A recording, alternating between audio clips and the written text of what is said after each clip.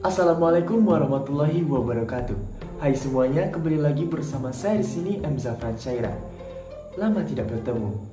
Nah, pada kesempatan kali ini kita tidak akan membahas terlebih dahulu tentang hal-hal yang berbau sastra. Pada kesempatan kali ini kita akan membahas mengenai mesin pencari web atau yang biasanya disebut dengan search engine. Apa sih itu search engine? Apa fungsinya? Apa manfaatnya? Dan ada berapa banyak sih macam-macam dari mesin pencari web tersebut? Mari kita bahas satu persatu.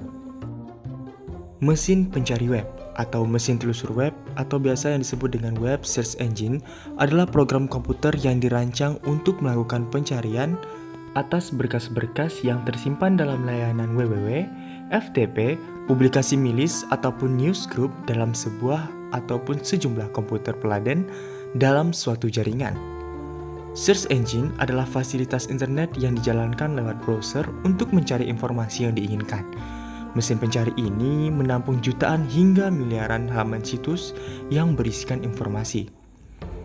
Menurut Bayu Widya Santoso dan kawan-kawan, dalam jurnal implementasi algoritma Brute Force sebagai mesin pencari, search engine berbasis web pada database 2016, tanpa mesin pencari, manusia hanya bisa mengandalkan alamat situs yang sifatnya spesifik untuk menemukan serta mengakses informasi.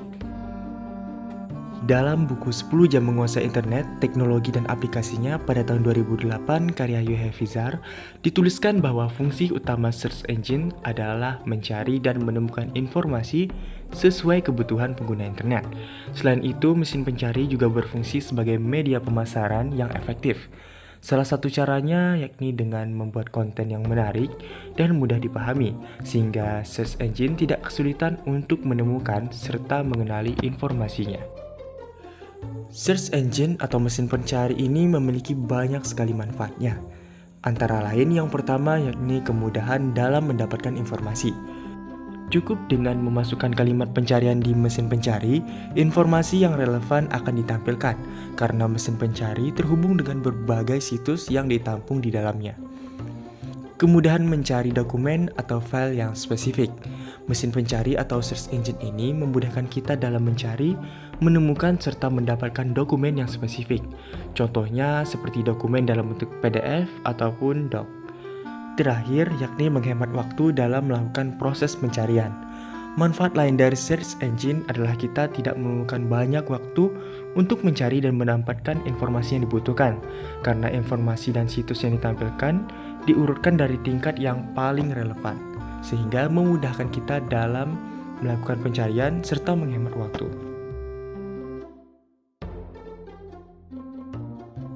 Selain Google, mesin pencari yang paling banyak penggunanya adalah Yahoo Search. Mesin pencari yang diciptakan pada tahun 1995 ini menjadi pesaing Google di awal tahun 2000-an. Selain menjadi mesin pencarian saingan Google, Yahoo juga mempunyai layanan yang lain seperti Yahoo Mails, News, Finance, Sport, and Answer yang bisa kamu gunakan untuk mendapatkan berbagai macam informasi. Saat ini Yahoo sudah bekerja sama dengan Bing dan Microsoft untuk memberikan hasil pencarian yang lebih relevan lagi. Hal ini bisa dilihat dari kesamaan fitur Yahoo Search dengan Bing, yaitu background mesin pencari yang selalu berganti. Kemudian ada DuckDuckGo, merupakan salah satu mesin pencari selain Google yang paling aman dan sederhana yang bisa kalian gunakan. Sesuai dengan tagline-nya, yakni Privacy Simplified.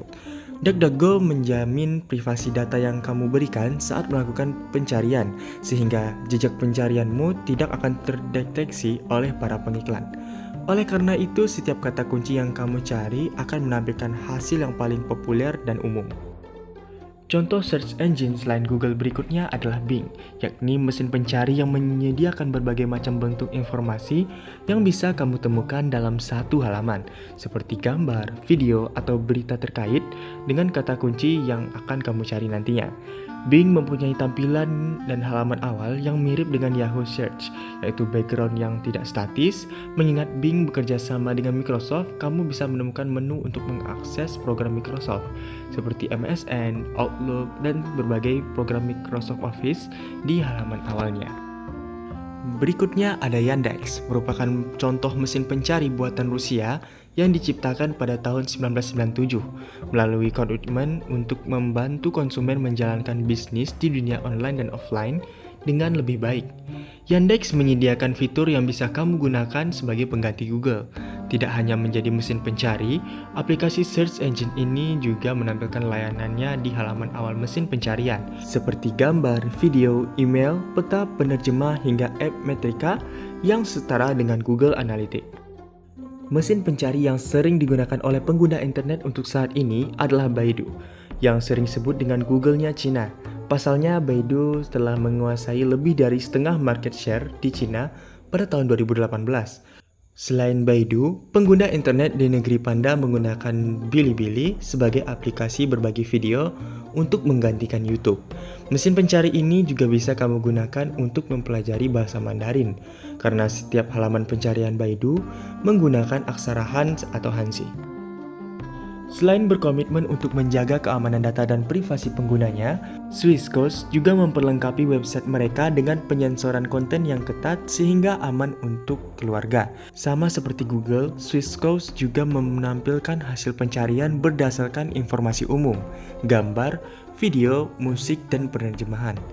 Selain itu, mesin pencari yang menyimpan data di Swiss ini juga menawarkan Swissquote Digest, yaitu mesin yang dapat mengekstrak informasi dari sebuah artikel atau tulisan dan membaginya menjadi kata kunci dan paragraf-paragraf penting. Tentunya fitur ini bisa memangkas waktu yang kamu butuhkan untuk menganalisis isi konten. Meskipun berada di peringkat 38.215 per Oktober 2019, bukan berarti kamu tidak bisa mengandalkan Dogpile. Pasalnya, hasil pencarian dari Dogpile merupakan kompilasi dari beberapa mesin pencarian, seperti Google, Yahoo, Yandex, dan MSN. Walaupun tampilan terlihat agak lawas, namun Dogpile mengaku bahwa mereka bisa menampilkan hasil pencarian 50% lebih banyak ketimbang mesin pencari lainnya.